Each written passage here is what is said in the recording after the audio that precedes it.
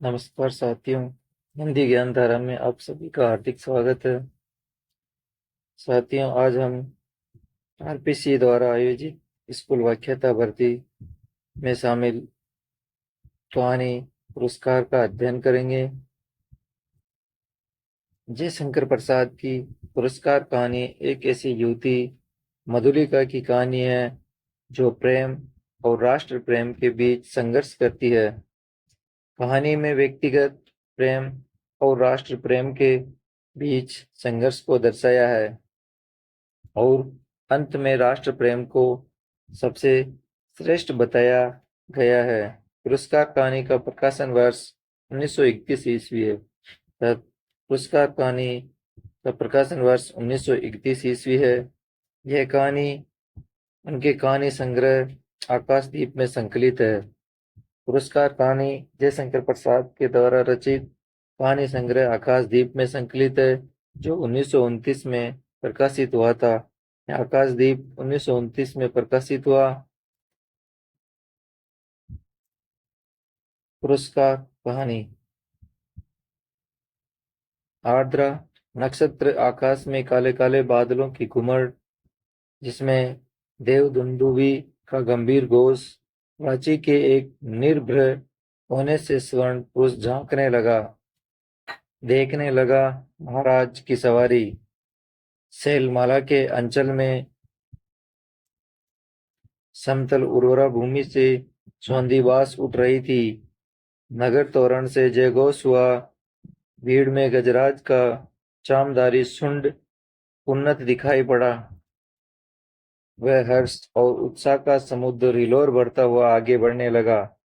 प्रभात की हेम किरणों से अनुरंजित नन्ही नन्ही बूंदों का एक झोंका स्वर्ण मल्लिका के समान बरस पड़ा।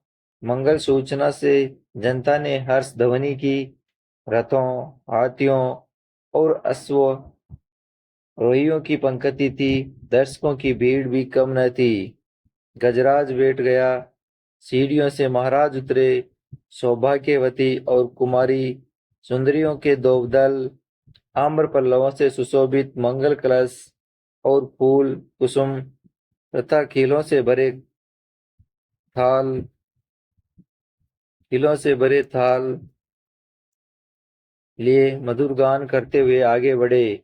महाराज के मुख पर मधुर मुस्कान थी। पुरोहित वर्ग ने स्वस्तायन किया। स्वर्ण रंजित हल्की मूठ पकड़कर महाराज ने जूते हुए सुंदर पुष्ट बैलों को चलने का संकेत किया। बाजे बजने लगे। किशोरी कुमारियों ने तिलों और फूलों की वर्षा की। कौशल का यह उत्सव प्रसिद्ध था। एक दिन के लिए महाराज को कर्षक बनना पड़ता। उस दिन इंद्र पूजन की धूमधाम होती, गोट होती। नगर निवासी उस पहाड़ी भूमि में आनंद मनाते। प्रतिवर्ष कृषि का यह महोत्सव उत्साह से संपन्न होता। दूसरे राज्यों से भी युवक राजकुमार इस उत्सव में बड़े चाव से आकर योग देते। मगध का एक राजकुमार अरुण अपने रथ पर बैठा बड़े कुतूहल से यह दृश्य देख रहा था। बीजों का एक थाल लिए कुमारी मधुलिका महाराज के साथ थी। बीज होते वे महाराज जब हाथ बढ़ाते, बीज बोते हुए महाराज जब हाथ बढ़ाते, तब मधुलिका उनके सामने थाल कर देती। यह खेत मधुलिका का था, जो इस साल महाराज की खेती के लिए चुना गया था। इसलिए बीज देने का सम्मान मधुलिका को ही मिला। वह कुमारी थी, सुंदरी थी। कोसे वसन उसके शरीर पर इधर उधर लहराता हुआ स्वयं शोभित हो रहा था। वह कभी उसे संभालती और कभी अपनी रूखी अलकों पलकों को कृषक बालिका के शुभ्र बाल पर श्रम कणों की भी कमी न थी। वे सब रोया में गुथे जा रहे थे, किंतु महाराज को बीज देने में उसने शिथिलता नहीं की। सब लोग महाराज का हल चलाना देख रहे थे, विस्मय से, कुतूहल से। और अरुण देख रहा था कृषक कुमारी मधुलिका को। आहा, कितना बोला सौंदर्य, कितनी सरल चितवन। उत्सव का प्रधान कृत्य समाप्त हो गया। महाराज ने मधुलिका के खेत को पुरस्कृत किया। थाल में कुछ स्वर्ण मुद्राएं, वह राजकीय अनुग्रह था। मधुलिका ने सिर से लगा ली, किंतु साथ ही उन स्वर्ण मुद्राओं को महाराज पर न्यौछावर करके बिखेर दिया। मधुलिका की उस समय की ओजस्वित मूर्ति लोग आश्चर्य से देखने लगे। महाराज की भ्रुकुटी भी जरा चढ़ी थी कि मधुलिका ने सभी ने कहा, देव, यह मेरे पितृ पितामहों की भूमि है, इसे बेचना अपराध है, इसलिए मूल्य स्वीकार करना मेरी सामर्थ्य के बाहर है। महाराज के बोलने के पहले ही वृद्ध मंत्री ने तीखे स्वर से कहा, अबोध, क्या बक रही है? राजकीय अनुग्रह का तिरस्कार तेरी भूमि से चौगुना मूल्य है। फिर कौशल का तो यह सुनिश्चित राष्ट्रीय नियम है। तो आज से राष्ट्र की संरक्षण पाने की अधिकारिणी हुई। इस धन से अपने को सुखी बना। राज की शरण की अधिकारिणी तो सारी प्रजा है। मंत्रीवर, महाराज को भूमि समर्पण करने में तो मेरा कोई विरोध न था और न है, किंतु मूल्य स्वीकार करना असंभव है। मधुलिका उत्तेजित हो है उठी थी।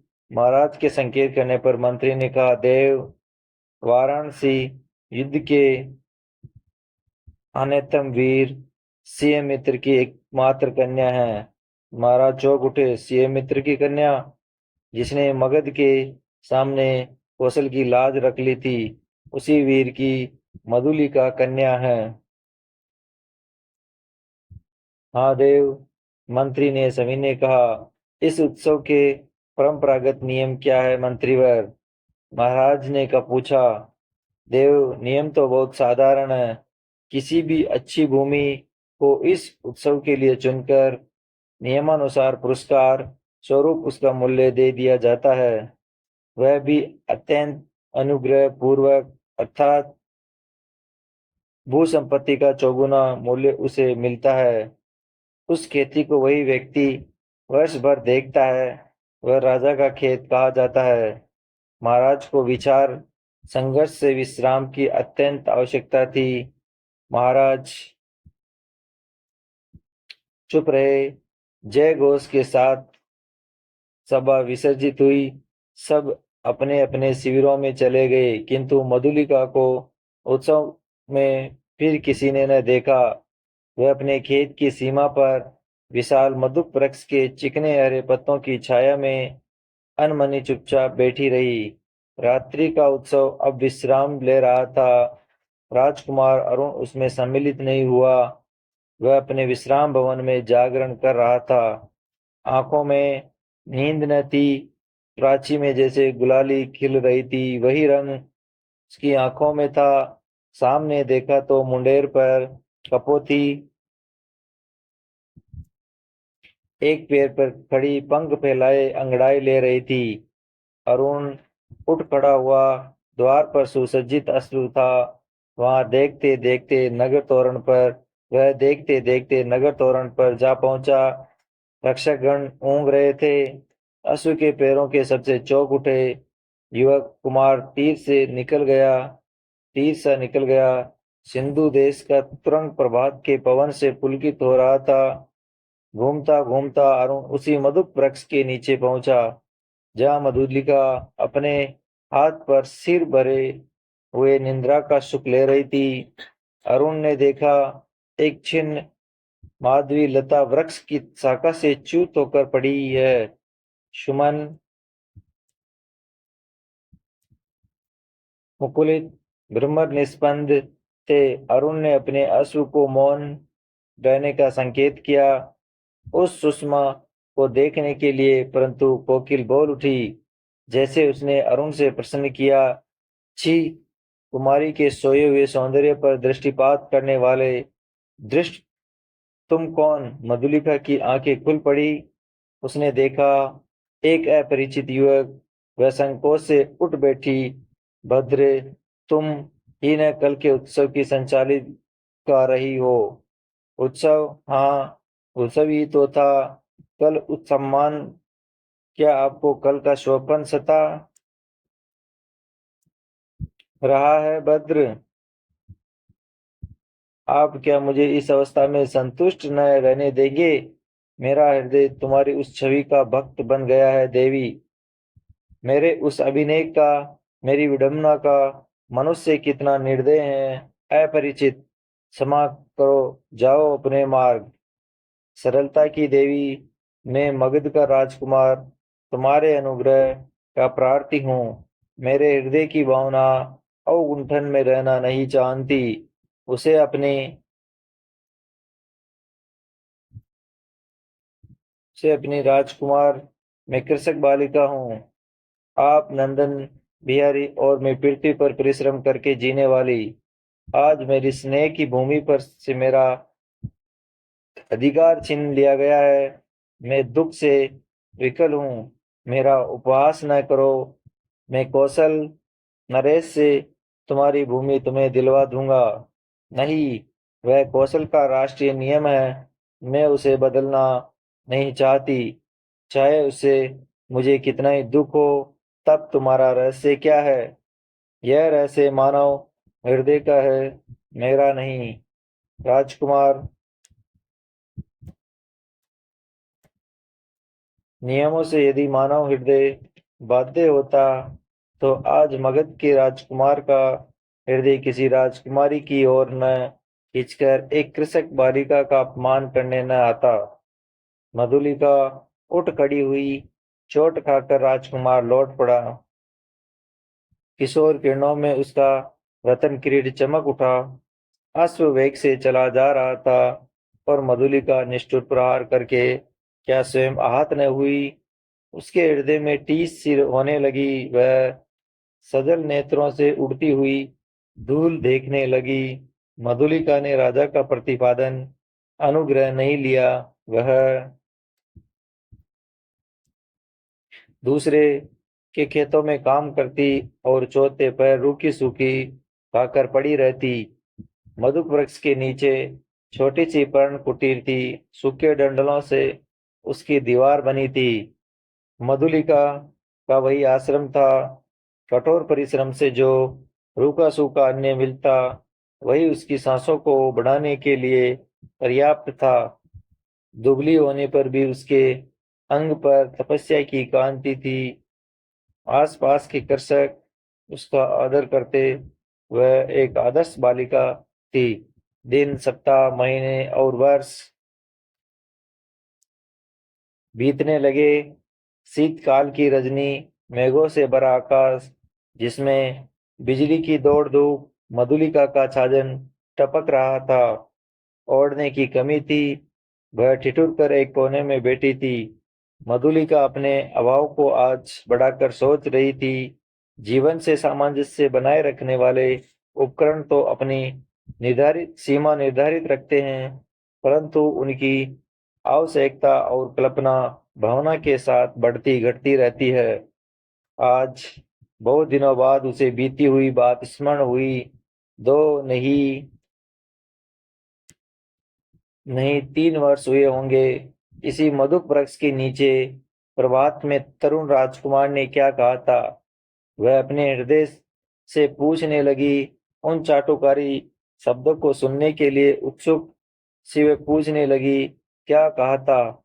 दुख दग्ध हृदय उन स्वपन सी बातों का स्मरण रख सकता था, और स्मरण ही होता तो भी कष्टों की इस काली निशा में वह कहने का साहस करता।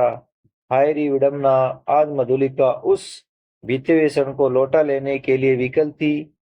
दारिद्र्य की ठोकरों ने उसे व्यथित और अधीर कर दिया। मगध मगध की प्रसाद माला मगध की प्रसाद माला के वैभव का काल्पनिक चित्र उन सूखे डंडलों के रंध्रों से नभ में बिजली के आलोक में नाचता हुआ दिखाई देने लगा। खिलाड़ी शिशु जैसे श्रावण की संध्या में जुगनू को पकड़ने के लिए हाथ लपकाता, वैसे ही मधुलिका मन ही मन कह रही थी, अभी वह निकल गया। वर्षा ने भीषण रूप धारण किया। गड़गड़ाहट बढ़ने लगी। ओले पड़ने की संभावना थी। मधुलिका अपनी जर्जर झोपड़ी के लिए कांप उठी। सहसा बाहर कुछ शब्द हुआ। कौन है यहाँ? पथिक को आश्रय चाहिए। मधुलिका ने डंडलों का कपाट खोल दिया। बिजली चमक उठी। उसने देखा एक पुरुष घोड़े की डोर पकड़े खड़ा है। सहसा वह चिल्ला उठी, राजकुमार मधुलिका। आश्चर्य से युवक ने कहा। एक क्षण के लिए सन्नाटा सा छा गया। मधुलिका अपनी कल्पना को सहसा प्रत्यक्ष देखकर चकित हो गई। इतने दिनों के बाद आज फिर। अरुण ने कहा, कितना समझाया मैंने, परंतु मधुलिका अपनी दयनीय अवस्था का पर संकेत करने देना नहीं चाहती थी। उसने कहा, और आज आपकी यह क्या दशा है? सिर झुकाकर अरुण ने कहा, मैं मगध का विद्रोही निर्वासित कौशल में जीविका खोजने आया हूँ। मधुलिका उस अंधकार में हंस पड़ी। मगध के विद्रोही राजकुमार का स्वागत करे एक अनाथिनी कृषक बालिका, यह भी एक विडंबना है। तो भी मैं स्वागत के लिए प्रस्तुत हूँ। शीतकाल की निस्तब्ध रजनी, कोहरे से चांदनी हाड़ कपा देने वाली समीर, तो भी अरुण और मधुलिका पहाड़ी के गहवर के द्वार पर वटवृक्ष के नीचे बैठे हुए बातें कर रहे हैं। मधुलिका की वाणी में उत्साह था, किंतु अरुण जैसे अत्यंत सावधान होकर बोलता। मधुलिका ने पूछा, जब तुम इतनी विपन्न अवस्था में हो तो फिर इतने सैनिकों को साथ रखने की आवश्यकता है? मधुलिका, बाहुबल तो वीरों की आजीविका है। ये मेरे जीवन मरण के साथी है। भला मैं इन्हें कैसे छोड़ देता, और करता ही क्या? क्यों? हम लोग परिश्रम से कमाते और खाते हैं, तो तुम भूल ना करो, मैं अपने बाहुबल पर भरोसा करता हूँ। नए राज्य की स्थापना कर सकता हूँ, निराश क्यों हो जाऊं? अरुण के शब्दों में कंपन था। वह जैसे कुछ कहना चाहता था, पर कह न सकता था सकता था। नवीन राज्य, ओहो, तुम्हारा उत्साह तो कम नहीं है। भला कैसे? कोई ढंग बताओ, तो मैं भी कल्पना का आनंद ले लूं। कल्पना का आनंद नहीं मधुलिका, मैं तुम्हें राजरानी के समान सिंहासन पर बिठाऊंगा। तुम अपने छीने हुए खेत की चिंता करके वह भयभीत हो। एक क्षण में सरल मधुलिका के मन में प्रमाद का अंदर बहने लगा बहने लगा। द्वंद्व मच गया। उसने सहसा कहा, आहा, मैं सचमुच आज तक तुम्हारी प्रतीक्षा करती थी राजकुमार। अरुण ने पिटाई से उसके हाथों को दबाकर बोला, मेरा भ्रम था। तुम सचमुच मुझे प्यार करती हो। युवती का वक्ष स्थल फूल उठा। वह हाँ भी नहीं कह सकी और ना भी नहीं। अरुण ने उसकी अवस्था का अनुभव कर लिया। कुशल मनुष्य के समान उसने अवसर को हाथ से न जाने दिया। तुरंत बोल उठा, तुम्हारी इच्छा हो तो प्राणों से पण लगाकर मैं तुम्हें इस कौशल सिंहासन पर बिठा दूं। मधुलिके, अरुण की खड़क का आतंक देखोगी? मधुलिका एक बार कांप उठी। वह कहना चाहती थी नहीं, किंतु उसके मुंह से निकला क्या? सत्य मधुलिका, कौशल नरेश तभी से तुम्हारे लिए चिंतित है, यह मैं जानता हूँ। तुम्हारी साधारण सी प्रार्थना वे स्वीकार न करेंगे। और मुझे यह भी विदित है कि कौशल के सेनापति अधिकांश सैनिकों के साथ पहाड़ी दस्युओं का दमन करने के लिए बहुत दूर चले गए हैं। मधुलिका की आंखों के आगे बिजली आसने लगी। दारुण भावना से उसका मस्तक झनकर तो उठा। अरुण ने कहा, तुम बोलती नहीं हो? जो कहोगी वही वह करूंगी। मंत्र मुग्ध सी मधुलिका ने कहा। स्वर्ण मंच पर कौशल नरेश अर्धनिंदित अवस्था में आंखें मुकुलित किए हैं। एक चामधारिणी युवती पीछे खड़ी अपनी कलाई बड़ी तसे घुमा रही है। समर के शुभ आंदोलन उस कोष्ठ में धीरे धीरे संचालित हो रहे हैं। तांबुल वाहिनी प्रतिमा के समान दूर खड़ी है। प्रतिहारी ने आकर कहा, जय हो देव, एक स्त्री कुछ प्रार्थना करने आई है। आंखें खोलते हुए महाराज ने कहा, स्त्री प्रार्थना करने आई है, आने दो। प्रतिहारी के साथ मधुलिका आई। उसने प्रणाम किया। महाराज ने स्थिर दृष्टि से उसकी ओर देखा और कहा, तुम्हें कहीं देखा है? 3 बरस हुए देव, मेरी भूमि खेती के लिए ली गई थी। ओह, तो तुमने इतने दिन कष्ट में बिताए, आज उसका मूल्य मांगने आए हो? क्यों? अच्छा अच्छा, तुम्हें तुम्हें मिलेगा। प्रतिहारी, नहीं महाराज, मुझे मूल्य नहीं चाहिए। मूर्ख, फिर क्या चाहिए? उतनी ही भूमि, दूर के दक्षिणी नाले के समीप की जंगली भूमि, वहीं मैं अपनी खेती करूंगी। मुझे एक सहायक मिल गया है, वह मनुष्यों से मेरी सहायता करेगा। भूमि को समतल भी बनाना होगा। महाराज ने कहा, कृषक बालिके, वह बड़ी उबड़ खाबड़ भूमि है जिस पर वह दुर्ग के समीप एक सैनिक महत्व रखती है। तो फिर निराश लौट जाऊं? सीए मित्र की कन्या, मैं क्या करूं? तुम्हारी यह प्रार्थना है देव, जैसी आज्ञा हो। जाओ, तुम श्रमजीवियों को उसमें लगाओ। मैं अमात्य को आज्ञा पत्र देने का आदेश करता हूँ। जय हो देव, कहकर प्रणाम करती हुई मधुलिका राज मंदिर के बाहर आई। दुर्ग की दक्षिण भयावने नाले के तट पर घना जंगल है। आज मनुष्य के पथ संचार से शून्यता भंग हो रही थी। अरुण के छिपे हुए मनुष्य स्वतंत्रता से इधर उधर घूमते थे। झाड़ियों को काटकर पत्र बन रहा था। नगर दूर था, फिर उधर यूं ही कोई नहीं आता था। फिर अब तो महाराज की आज्ञा से वहां मधुलिका का अच्छा सा खेत बन रहा था। तब इधर की किसको चिंता होती। एक घने कुंज में अरुण और मधुलिका एक दूसरे को हर्षित नेत्रों से देख रहे थे। संध्या हो चली थी। उसने निविड़ वन में उन नवागत मनुष्यों को देखकर पक्षीगण अपने नीड़ को लौटते हुए अधिक कोलाहल कर रहे थे। प्रसन्नता से अरुण की आंखें चमक उठी थी। सूर्य की अंतिम किरण झुरमुट में घुसकर मधुलिका के कपोलों से खेलने लगी। अरुण ने कहा, 4 प्रहर और विश्राम करो।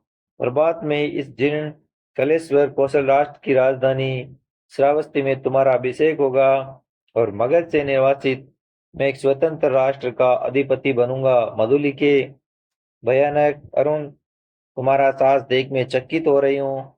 केवल 100 सैनिकों से तुम रात के तीसरे पहर में विजय यात्रा होगी। तुम इस विजय पर तुम्हें इस विजय पर विश्वास है? अवश्य तुम अपनी झोपड़ी में रात बिताओ। प्रभात से तो राज मंदिर ही किला तुम्हारा लीला निकेतन बनेगा। मधुलिका प्रसन्न थी, किंतु अरुण के लिए उसकी कल्याण कामना सशंक थी। वह कभी कभी उद्विग्न सी होकर बालकों के समान प्रश्न कर बैठती। अरुण उसका समाधान कर देता। सहसा कोई संकेत पाकर उसने कहा, अच्छा, अंधकार अधिक हो गया है, अभी तुम्हें दूर जाना है और मुझे भी प्राणपण से इस अभियान के प्रारंभिक कार्यों को अर्धरात्रि तक पूरा कर लेना चाहिए। तब रात्रि भर के लिए विदा। मधुलिके उठ खड़ी हुई। कंटीली झाड़ियों से गुजरती हुई क्रम से बढ़ने वाले अंधकार में वह झोपड़े की ओर चली। पथ अंधकारमय था और मधुलिका का हृदय भी निविड़तम से गिरा था। उसका मन सहसा विचलित हो उठा। मधुरता नष्ट हो गई। जितनी सुख कल्पना थी वह जैसे अंधकार में विलीन होने लगी। वह भयभीत थी। पहला भय उसे अरुण के लिए उत्पन्न हुआ। यदि वह सफल न हुआ तो फिर सहसा सोचने लगी, वह क्यों सफल हो, श्रावस्ती दुर्ग एक विदेशी के अधिकार में क्यों चला जाए? मगध कौशल का चिर शत्रु है। ओ उसकी विजय। कौशल नरेश ने क्या कहा था? शिव मित्र की कन्या, शिव मित्र कौशल का रक्षक वीर, उसी की कन्या आज क्या करने जा रही है? नहीं नहीं, मधुलिका, मधुलिका, जैसे उसके पिता उस अंधकार में पुकार रहे थे, वह पगली की तरह चिल्ला उठी। रास्ता भूल गई। एक रात भर बीत चली, पर मधुलिका अपनी झोपड़ी तक न पहुंची। वह अधेड़ बुन में विकसित सी चली जा रही थी। उसकी आंखों के सामने कभी सिय मित्र और कभी अरुण की मूर्ति अंधकार में चित्रित होती जाती। उसे सामने आलोक दिखाई पड़ा। वह बीच पथ में खड़ी हो गई। प्राय 100 उल्काधारी अश्वारोही चले आ रहे थे और आगे आगे एक वीर अधेड़ सैनिक था। उसके बाएं हाथ में अश्व की वल्गा और दाहिने हाथ में नग्न खड्ग। अत्यंत धीरता से वह टुकड़ी अपने पथ में चल रही थी, परंतु मधुलिका बीच पथ से हिली नहीं। प्रमुख सैनिक पास आ गया, पर मधुलिका अब भी नहीं हटी। सैनिक ने अश्व रोककर कहा, कौन? कोई उत्तर नहीं मिला। तब तक दूसरे अश्वारोही ने कड़क कर कहा, तू कौन है स्त्री? कौशल के सेनापति, कौशल के सेनापति को उत्तर शीघ्र दे। रमणी जैसे विकार ग्रस्त स्वर में चिल्ला उठी, बांध लो मुझे, मेरी हत्या करो, मैंने अपराध ही ऐसा किया है। सेनापति हंस पड़े, बोले, पगली है? पगली नहीं, यदि पगली होती तो इतनी विचार वेदना क्यों होती? सेनापति, मुझे बांध लो, राजा के पास ले चलो, राजा के पास ले चलो। क्या है, स्पष्ट कह। श्रावस्ती का दुर्ग एक प्रहर में दस्युओं के हस्तगत हो जाएगा। दक्षिणी नाले के पार उनका आक्रमण होगा। सेनापति चौंक उठे। उन्होंने आश्चर्य से पूछा, तू क्या कह रही है? मैं सत्य कह रही हूँ, शीघ्रता करो। सेनापति ने 80 सैनिकों को नाले की ओर धीरे धीरे बढ़ने की आज्ञा दी और स्वयं 20 अश्वारोहियों के साथ दुर्ग की ओर बढ़े। मधुलिका एक अश्वारोही के साथ बांध दी गई। श्रावस्ती दुर्ग, श्रावस्ती का दुर्ग कौशल राष्ट्र का केंद्र इस रात्रि में अपने विगत वैभव का स्वप्न देख रहा था। भिन्न राजवंशों ने उसके प्रांतों पर अधिकार जमा लिया। अब वह केवल कई गांवों का अधिपति है। फिर भी उसके साथ कौशल के अतीत की स्वर्ण गाथाएं लिपटी है। वही लोगों की ईर्ष्या का कारण है। जब थोड़े से अश्वारोही बड़े वेग से आते हुए दुर्ग द्वार पर रुके, तब दुर्ग के प्रहरी चौंक उठे। उल्का के आलोक में उन्होंने सेनापति को पहचाना। द्वार खुला। सेनापति घोड़े की पीठ से उतरे। उन्होंने कहा, अग्निसेन, दुर्ग में कितने सैनिक होंगे? सेनापति की जय हो। 200। उन्हें शीघ्र एकत्र करो, परंतु बिना किसी शब्द के। 100 को लेकर तुम शीघ्र ही चुपचाप दुर्ग के दक्षिण की ओर चलो। आलोक और शब्द न हो। सेनापति ने मधुलिका की ओर देखा। वह खोल दी गई। उसे अपने पीछे आने का संकेत कर सेनापति राज मंदिर की ओर बढ़े। प्रतिहारी ने सेनापति को देखते ही महाराज को सावधान किया। वह अपनी सुख निंद्रा के लिए प्रस्तुत हो रहे थे, किंतु सेनापति और साथ में मधुलिका को देखते ही चंचल हो उठे। सेनापति ने कहा, जय हो देव, इस स्त्री के कारण मुझे इस समय उपस्थित होना पड़ा है। महाराज ने स्थिर नेत्रों से देखकर कहा, सिंह मित्र की कन्या, फिर यहाँ क्यों? क्या तुम्हारा सेक्टर नहीं बन रहा है?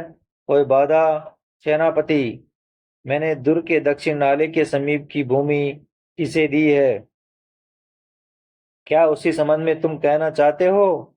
देव, किसी गुप्त शत्रु ने उसी ओर से आज की रात में दुर्ग पर अधिकार कर लेने का प्रबंध किया है, और इसी स्त्री ने मुझे पत्र में यह संदेश दिया।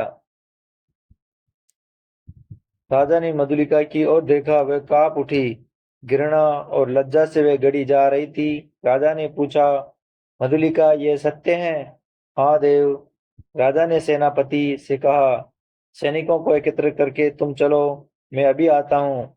सेनापति के चले जाने पर राजा ने कहा, सौमित्र की कन्या, तुमने एक बार फिर कौशल का उपकार किया। यह सूचना देकर तुमने पुरस्कार का काम किया। अच्छा, तुम यहीं ठहरो। पहले उन आतताइयों का प्रबंध कर लूं। अपने साहसिक अभियान में अरुण बंदी हुआ और दुर्ग उल्का के आलोक से अतिरंजित हो गया। भीड़ ने जय घोष किया। सबके मन में उल्लास था। श्रावस्ती दुर्ग आज एक दस्यु के हाथ में जाने से बचा। अबला वृद्ध नारी आन अबल अबला वृद्ध नारी आनंद से उन्मत्त हो उठे। उषा के आलोक में सभा मंडप दर्शकों से भर गया। बंदी अरुण को देखते ही जनता ने रोष से हुकार करते हुए कहा, वध करो। राजा ने सबसे सहमत होकर आज्ञा दी। प्राणदंड मधुलिका बुलाई गई। वह पगली सी आकर खड़ी हो गई। कौशल नरेश ने पूछा, मधुलिका, तुझे जो पुरस्कार लेना हो मांग लो। वह चुप रही। राजा ने कहा, मेरे निज की जितनी खेती है मैं सब तुझे देता हूँ। मधुलिका ने एक बार बंदी अरुण की ओर देखा। उसने कहा, मुझे कुछ नहीं चाहिए। अरुण हंस पड़ा। राजा ने कहा, नहीं, मैं तुझे अवश्य दूंगा, मांग लो तो मुझे भी प्राण दंड मिले। कहती हुई वह बंदी अरुण के पास जा खड़ी हुई। तो इस कहानी में राष्ट्र प्रेम व व्यक्तिगत प्रेम के बीच के द्वंद्व को उभारा गया है, जिसमें अंत में राष्ट्र प्रेम अधिक प्रबल होता है और राष्ट्र प्रेम की विजय होती है।